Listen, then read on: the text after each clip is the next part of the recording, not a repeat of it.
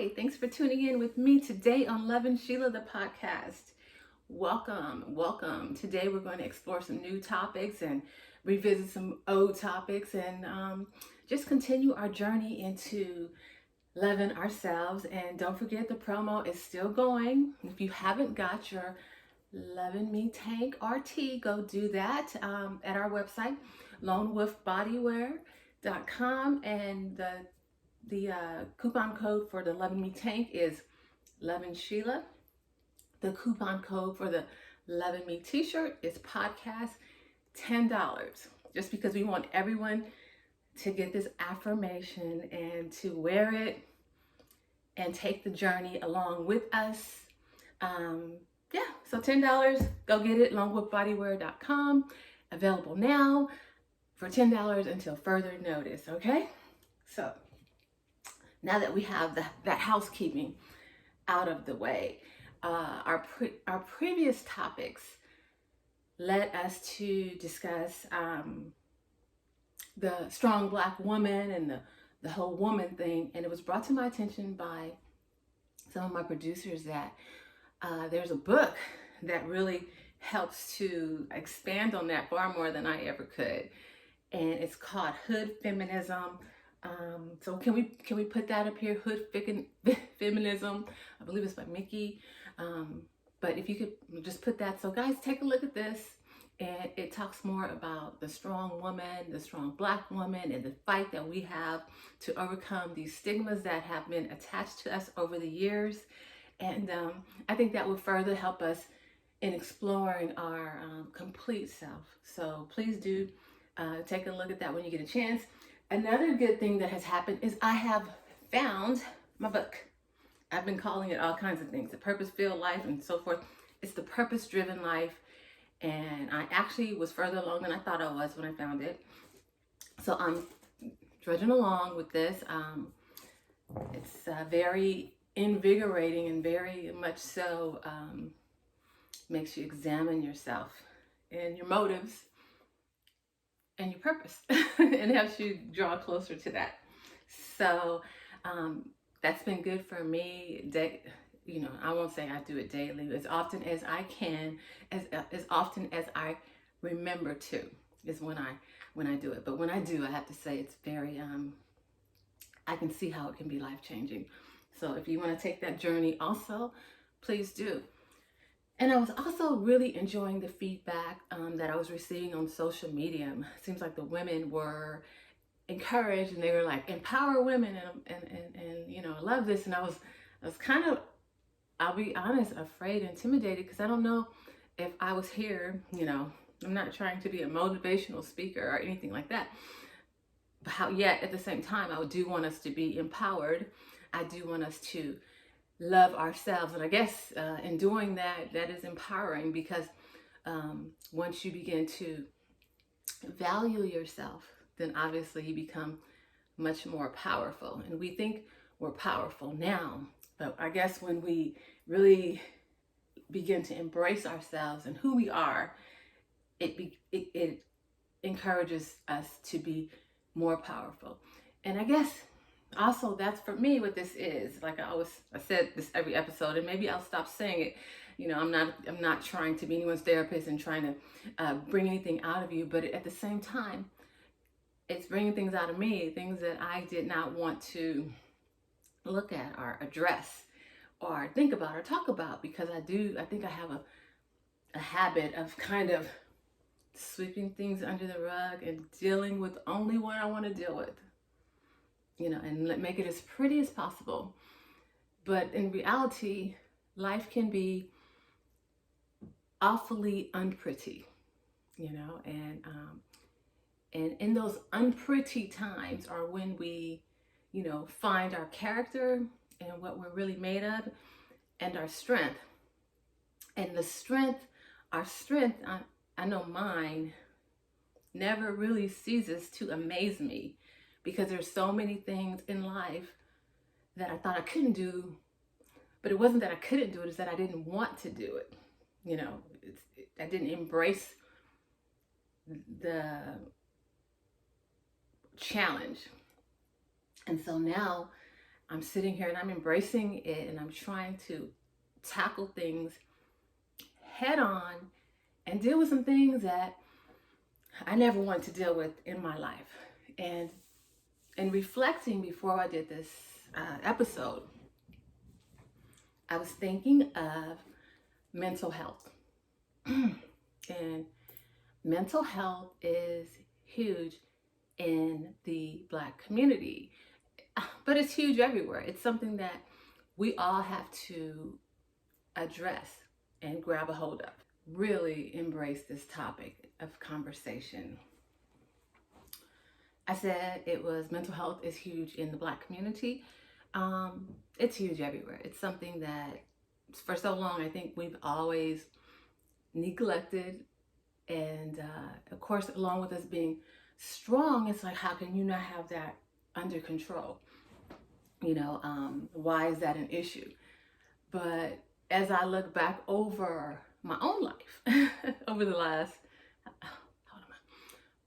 almost 30 years, it's something that I have dealt with. And I've sought therapy within the last 30 years, because it's been great just to be able to talk with someone and not feel like you're talking your friend's ears off, or they're sick of you, or whatever the case may be. It's nice to just be able to go and talk. And there's a book that I want to, Restoration in the Valley by Dr. Valinda Bowens. It's like a reference manual. It's some guidance for clergy. And that would be helpful. I think that would be just some helpful. Dr. V is in my tribe of family friends, and I just wanted to make sure that I shout her out, because I think this is a valuable resource. At any rate, as I look back on my mental health journey, as a Christian, as a born again believer, there was, I'll be honest, I didn't think, nor did I want it to be named among me, depression.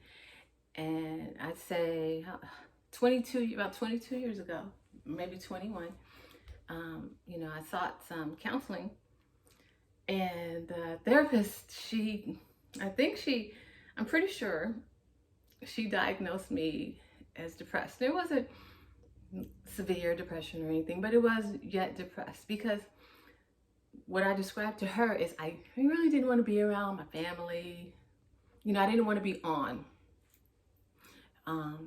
So I don't think I stayed away from them like I wanted to, but I certainly had the anxiety, of not really wanting to be there, and not really wanting to be on.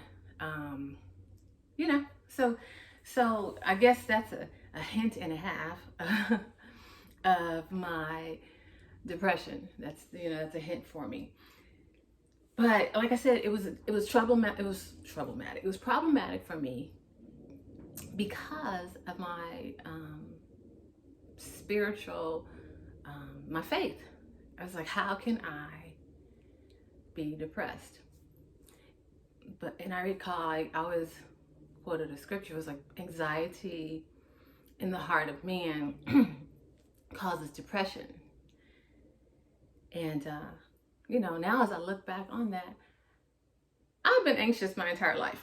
Okay, I've had anxiety and fear my entire life.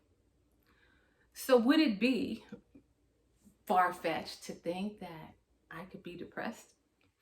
And then you add life circumstances to the situation, just life. Of course, there's possibility for depression. And that's what happened to me. So, I recall being newly married and, dealing with some challenges from being newly married, and some that are expected and some that are unexpected. Nonetheless, I'll be honest, I was very insecure.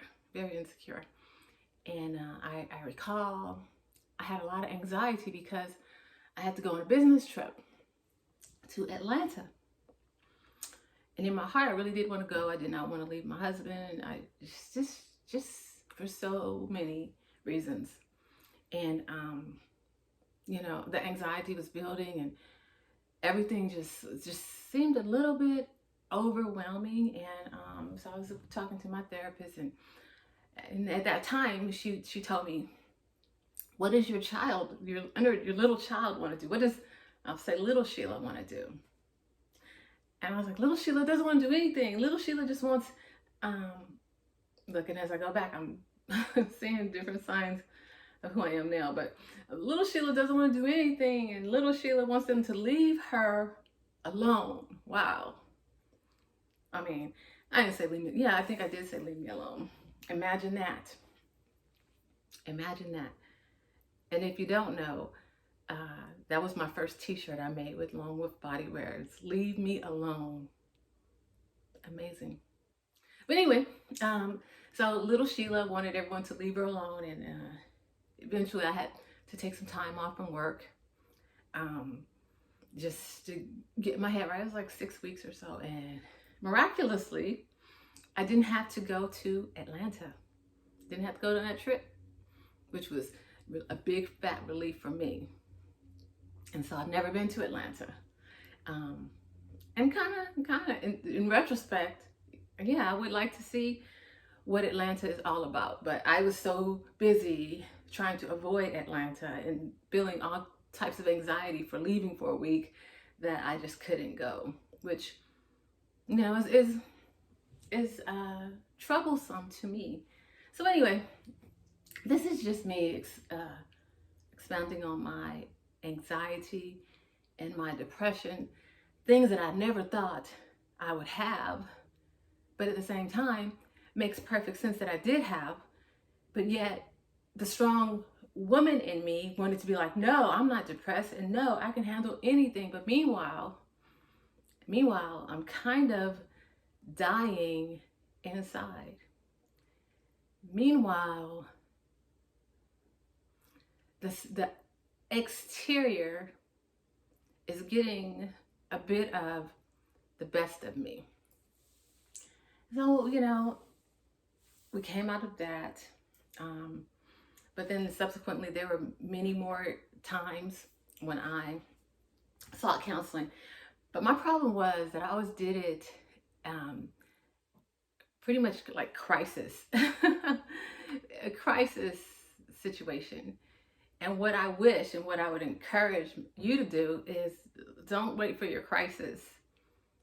Just continually be aware and take advantage and do what you need to do to take care of your mental health. And one of the things I learned later in therapy, whether it was brought to my attention later by later therapists, as I looked at some people that I admired and spoke on them, is that they have boundaries, very clear boundaries with folks. And what I learned about me is I didn't have very clear boundaries. It wasn't. Everybody told me what they thought about different things, about my family, about my this, that. Everybody told me whatever they wanted to tell me. They gave me advice I didn't want. Everybody had access to me. And in retrospect, I'm like, hold on. That didn't help me. That did not make me stronger. It didn't empower me. It made me a little more vulnerable. Though I proceeded, life was good. It wasn't like I was beat down or anything like that. It was just, I just see, just having lived a little, I just see how these things eventually impacted me, and not for the good. So it's hard. It's harder, not impossible, to establish these boundaries, later in life, and harder, I think, in established relationships that have been going a certain way for so long. It's hard to say, hey, wait, this is how we're going to do this. You're going to change the guidelines or the rules. But if it's for your mental health and your and your safety and your well-being and your the sake of you not losing your mind, it's never too late to establish boundaries, healthy boundaries, because I know for years I was lambasted, not really, I just want to say that word, but for years I had a reputation of being an individual, and I am very much just that. And, I wear it with pride because I'm not moved by what the world is doing. I move at my pace. However, the issue for me was, but with the people whom I value, the people whom I love, I gave them a little more access than I think they should have had or should have. And so that's what later in life I started to reconcile with internally.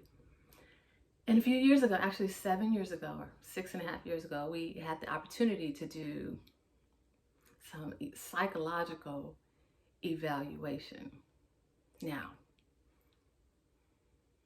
just sitting talking to a therapist, and they're just trying to see who you are and what you're all about.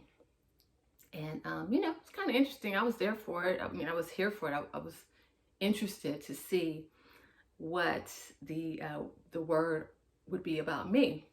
However, when I got it, the way I shared with them, the way I have tried to shape my life that works for me. And really, one might say, in some areas, maybe it was a path of least resistance, possibly. You could say that. It's arguable, but anyway, I think that's what the psychologists surmised. As I have struggled with my emotions for years, and really being a machine, focused on what I was trying to do, determined to get it done, determined to overcome any obstacles or challenges that were in my way. And that's pretty much it. Just constantly moving forward. And like I mentioned on She Will podcast, when I was younger, we used to say so-and-so came up. And I think along the lines of coming up, it was just never making sure I never lost any ground. And so if there were some things that were not necessarily positive, just try to figure out how to incorporate it into my life now, so that I can keep on moving forward, and that's how I live. And so in my psychological evaluation, which quite frankly I resented, did not appreciate, I will share with you a couple things that they said about your girl. But you know what? It's 6.5 years later. And now I can look back more objectively. Because at the time I was like, what the heck are they talking about? And couldn't appreciate it. But then with some self-awareness, I learned that, and all this isn't inaccurate. So, I'm sharing this because this is like a testimony service that I didn't give in church. This is me giving my testimony and being vulnerable as possible, and only thinking maybe there is someone similar to me who can be blessed through it, because even since giving this, my life has not fallen apart. It has flourished. There have been challenges, absolutely, without a doubt, but we're overcoming them. But being equipped with this information, however, has helped me. And so maybe You know, you all may find yourself in this situation, and you'll have this information to equip you, and you won't look at it as such a bad thing. It's just a part of, a small part of who you are, and a small part of areas that we can improve. And so these are some areas where I can certainly work on improving. All right, so here's what they said.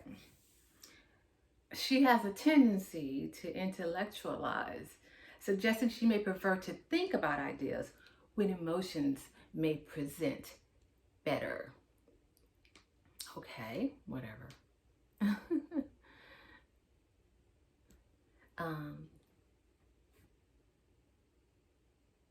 She may also tend to downplay any distressing emotions and or troublesome relationships with others, especially in her family or personal life.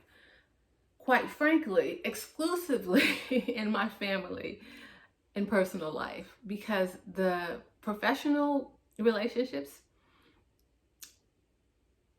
are very professional, and we can have this discourse and we can establish whatever needs to be established. Personal, there seems to be, to me, a little more on the line. And so maybe I don't address it as I should. Is that healthy? Maybe not. But, you know, I'm just giving you all this and we'll talk about it. Continuing, data suggests that she holds in her feelings, which can contribute to emotional discomfort and concentration problems. You remember I said I had poor retention when I read? That might be it. She may resort to wishful thinking and fantasy. To me, this is baloney. I'll share it with it to be transparent.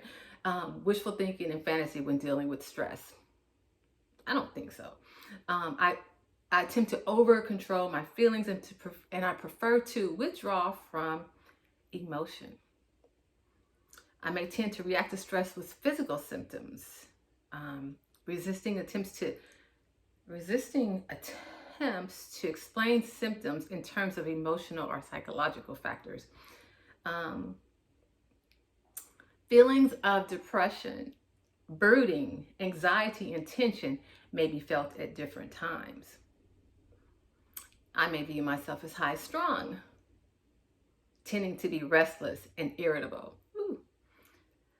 I may be vulnerable to depressive experiences and failures to meet my own expectations. I'm not a wink, but that might be true. It may lead to negative judgment and disappointment. At times, they say, affect breaks through, and I display more emotion and agitation, representing a failure of ideational controls. I had to look up ideational again.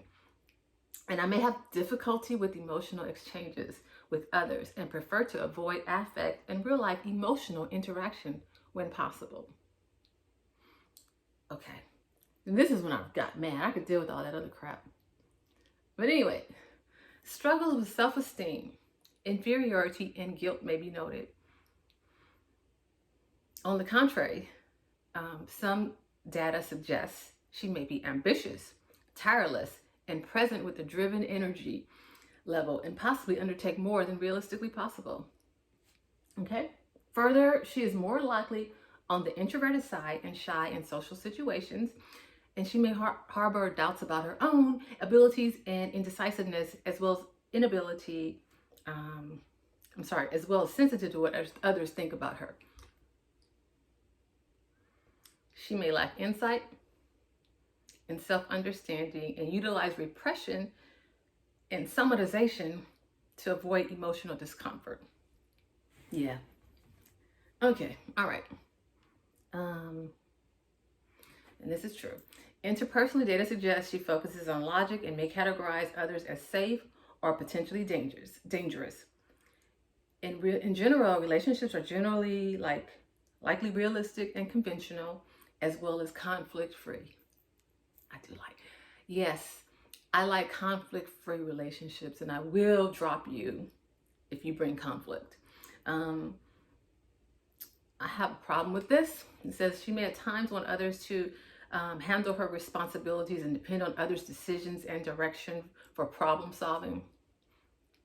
A more passive dependent relationship style is likely the norm for her, and she may harbor anger if she feels a lack of attention and support from significant others. All right. Yes. So that's what my psychological analysis said about me. And so according to that, it's reasonable to deduce that I would be prone to depression. I mean, yeah, and it wasn't something that I wanted to embrace at the time, and certainly didn't appreciate the term passive in any way. But I learned, and it wasn't natural for me, but and trying to find my place as a wife, and to try and have as peaceful a place as humanly possible, I chose to be passive in some situations. Yeah, it's true. And I shared that with the therapist, because I was like, I cannot be as high strung and passionate as I am married to a high strung and passionate, stubborn person as he is. That's just not going to work. So in the relationship, I think I learned to choose my battles, and so that's why they said I was like passive dependent, something like that, relationships. And I don't like passive dependent. I believe in partnerships. But this just goes to say, remember how I was talking about how you do so many things and you're not really looking at yourself and loving yourself. You're just, I don't know, you're just going through the process. So I didn't realize that me adjusting wasn't always the healthiest thing I could do for me. It may have been easier for the partnership because I wasn't the angry Black woman, but internally maybe it wasn't the best for me, because when you begin to start trying to establish different boundaries with different people, if everyone's known you to be somewhat passive, now all of a sudden you've got so much to say about everything. But anyway, that wasn't something that I thought was accurate. But that's what they said about me. And if anything rings true, is it's so ironic, because for years in my profession, I was like, they want me to be a robot, just do it their way. And I'm like, I'm not a robot. But then after a while, personally, I kind of feel like I kind of am a robot, because you do what's expected of you. So maybe I'm pushing back professionally, but personally I'm acquiescing. So anyway, ladies, I don't know what this all is. I'm just opening up about life, about mental health, and for me, things I didn't want to accept, but things that, regardless if I want to accept or not, it comes a point where you have to be aware and have some type of self-awareness.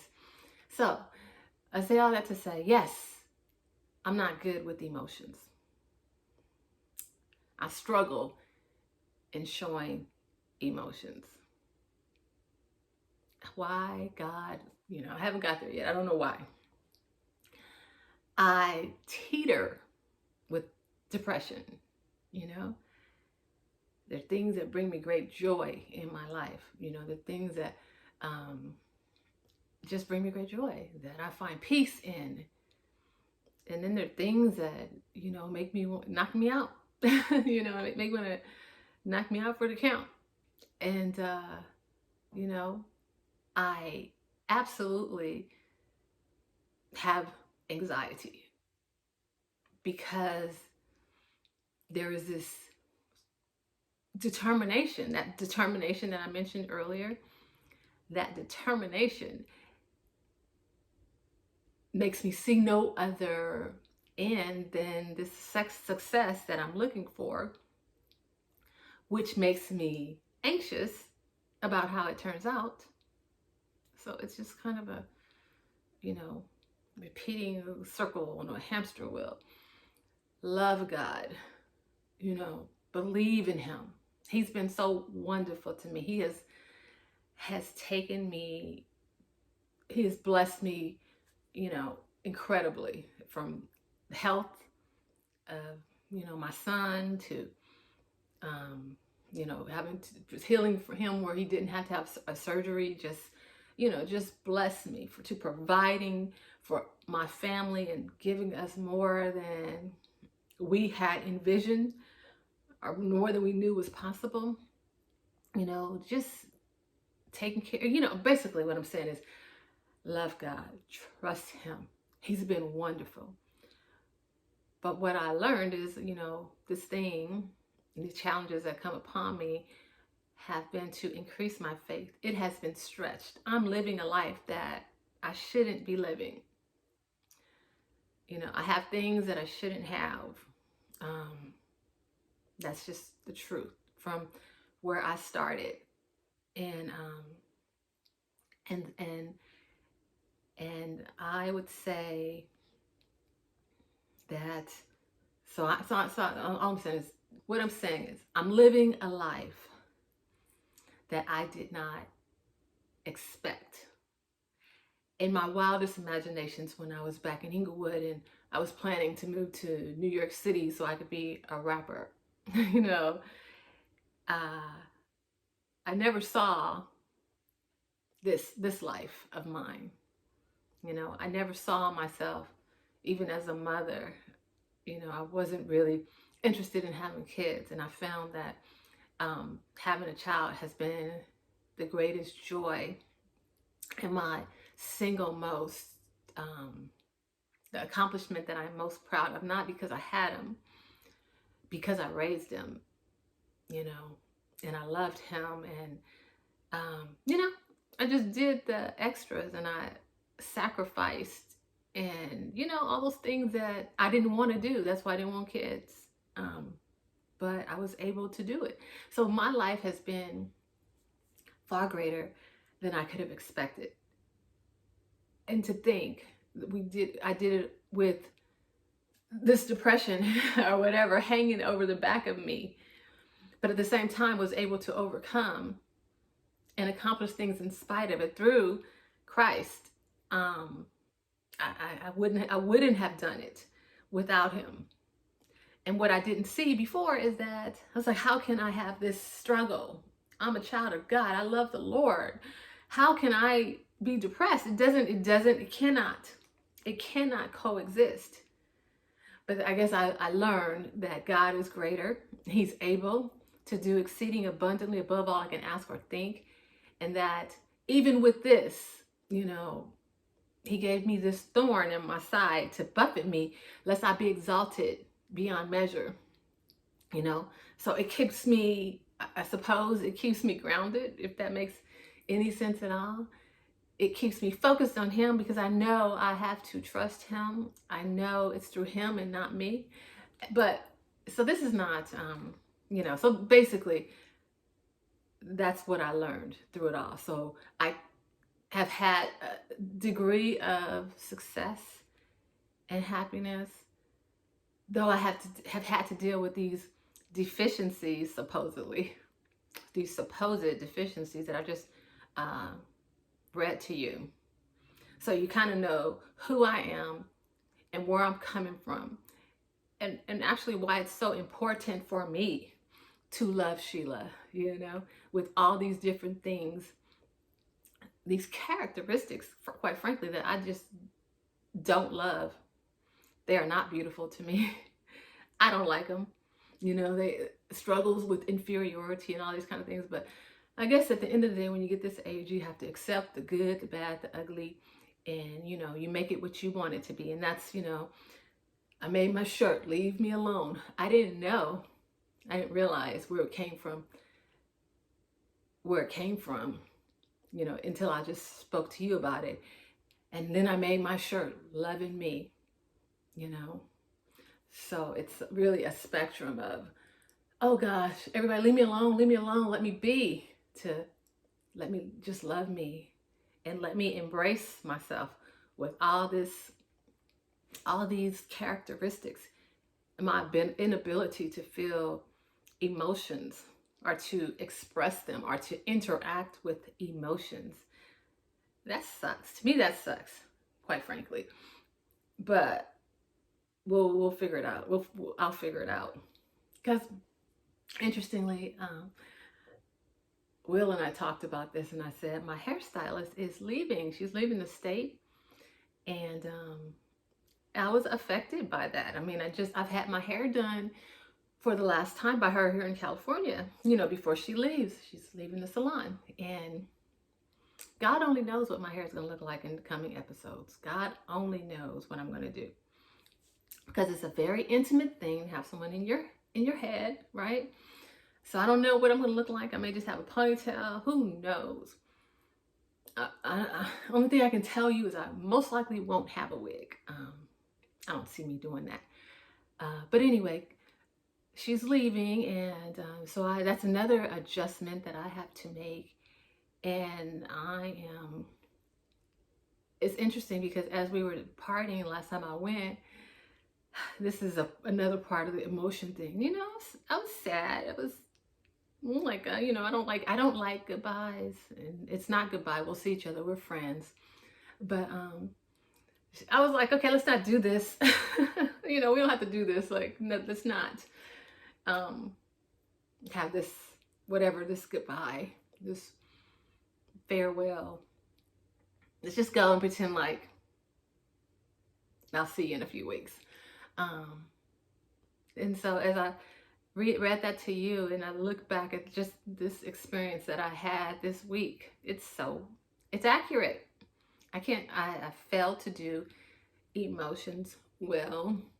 So, as in this process, I'm going to learn to embrace that, try and do emotions better, and enjoy the journey and not just the destination, because that's certainly been my testimony. I'm just trying to get where I'm trying to get. Yeah. And along the way, I'll recall the different aspects of the journey. So now what I'm trying to do is let's enjoy this journey. Let's get there together. I'm growing. I'm trying to be vulnerable and transparent and give you all of this because I don't have anything to lose anymore at this point. All I can do is love myself and my family and proceed forward and be a better Sheila. And that's it. That's all I have. I hope you enjoyed this episode. Again, we're just talking through life, because life is a mother lover, okay? It can be a mother lover. And we just want to make the most of it, the best of it, and make sure in the process that we are loving ourselves and enjoying ourselves and doing the things that make us happy and bring us joy. And when we take that hit and keep on moving, sister. Wipe yourself off, dust yourself off, keep heading where you're trying to go, learn the lessons, and love yourself.